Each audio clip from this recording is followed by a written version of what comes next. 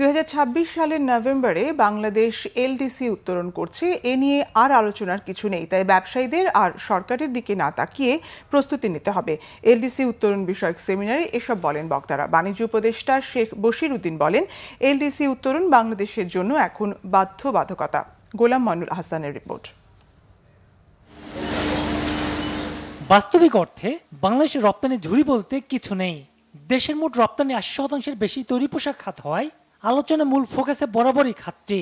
কিন্তু এলডিসি উত্তোলন পরবর্তী হিসেব নিকেশ বেশ খানিকটা ভিন্ন, কারণ এলডিসি উত্তোলনের পর শুল্ক সুবিধা উঠে যাওয়ায় চ্যালেঞ্জের মধ্যে পড়বে পোশাক খাত।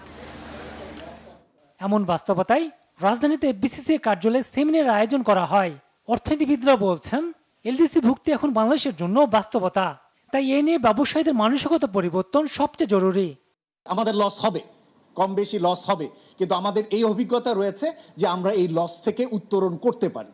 এবং সেটা 1995 সালে দেখেছেন, যখন বাংলাদেশ WTO মেম্বার হয়েছিল, এবং 2004 সালে যখন বাংলাদেশকে duty free, quota free, market access গুলো যখন ছাড়তে হয়েছিল, সেই সময়কালেও কিন্তু এই একই প্রশ্ন এসেছিল যে আমাদের গার্মেন্টস খাত কি টিকে থাকবে, আমাদের অন্যান্য খাতগুলো কি টিকতে পারবে।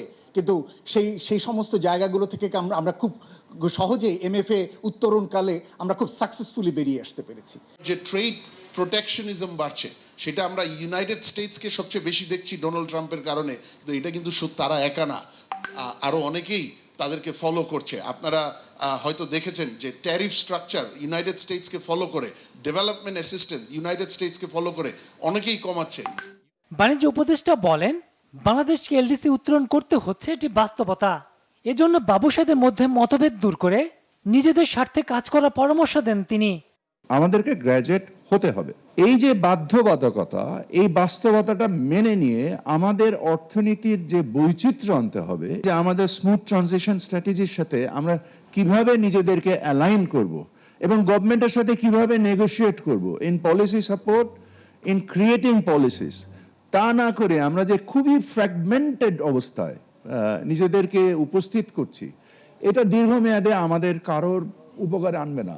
বিশ্ববাজারে বাংলাদেশকে প্রতিযোগিতায় টিকে থাকতে হলে বন্দর সমস্যা দূর করা সহ আমলাতন্ত্র থেকে অবশ্যই বেরিয়ে আসতে হবে বলেন বক্তারা। গোলাম মইনুল হাসান, বাংলা ভিশন, ঢাকা।